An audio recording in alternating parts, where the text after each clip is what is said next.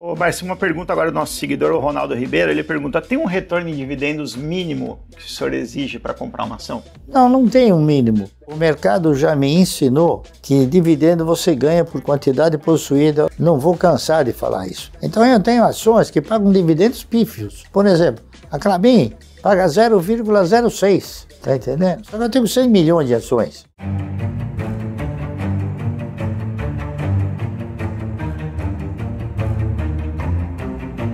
Márcio, uma pergunta agora do nosso seguidor, o Ronaldo Ribeiro. Ele pergunta: tem um retorno em dividendos mínimo que o senhor exige para comprar uma ação? Não, não tem um mínimo. O que eu dou muito valor é a regularidade, tá entendendo?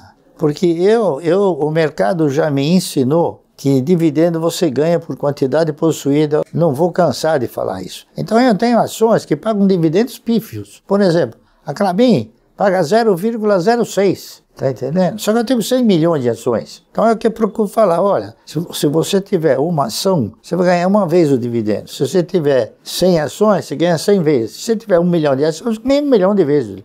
Então, o grande pulo do gato, diríamos, é exatamente esse. É você ter uma quantidade grande de ações, mesmo a empresa pagando um dividendo pequeno, você acaba recebendo um montante de recursos expressivo. O Márcio, o senhor costuma dizer que é melhor ser um pequeno sócio de grandes empresas do que dono de um pequeno negócio. Bom, isso não sou eu que falo, é o mercado que diz, tá certo?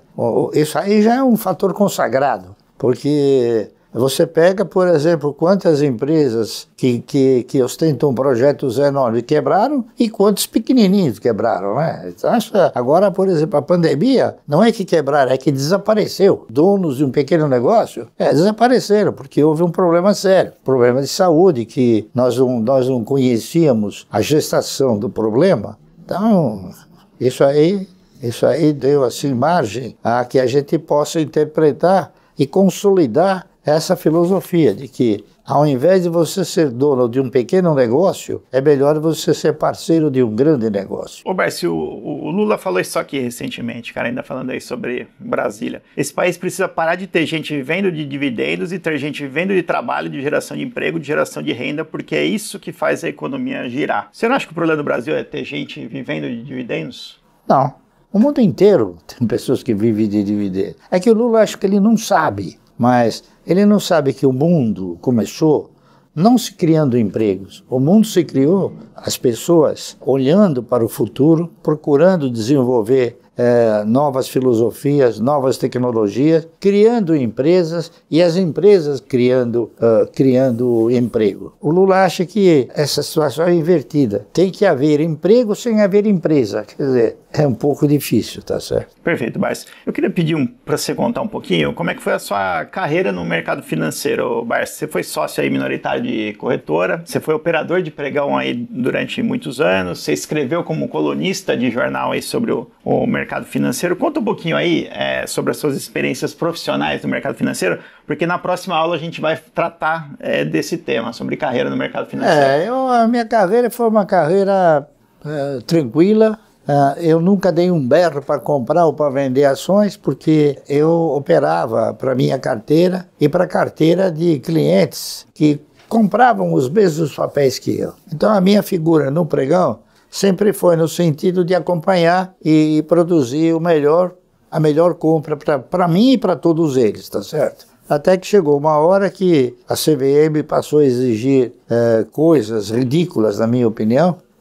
Então eu me afastei, eu não quis mais ser profissional de mercado. Hoje eu sou o quê? Eu sou cliente de uma corretora, mas faço a mesma coisa que eu fazia antes, em relação a mim, tá entendendo? Vou numa sala de clientes, acompanho o mercado, como acompanhava quando eu era profissional, e desenvolvo as minhas atividades. Se alguém algum dia precisa de alguma, não orientação, mas, diríamos, um palpite, eu falo: olha, eu estou comprando isso. Se você achar que tem que comprar, tudo bem. Perfeito. Mas quanto do seu patrimônio o senhor acha que veio do trabalho no pregão, no mercado financeiro, e quanto que veio dos seus investimentos? Você tem isso? Você já parou para pensar nisso? O meu patrimônio maior veio das empresas, porque elas me pagam o dividendo e eu compro mais. Elas me pagam o dividendo e eu compro mais. Então não sai do meu bolso, tá certo?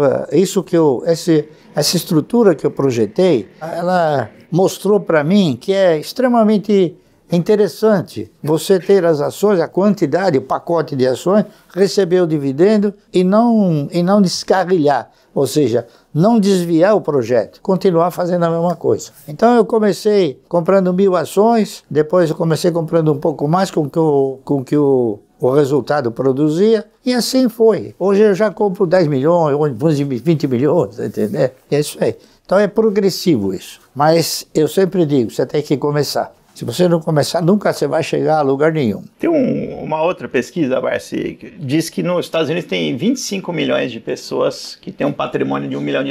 Patrimônio líquido com tudo, né? Incluindo imóvel e tal.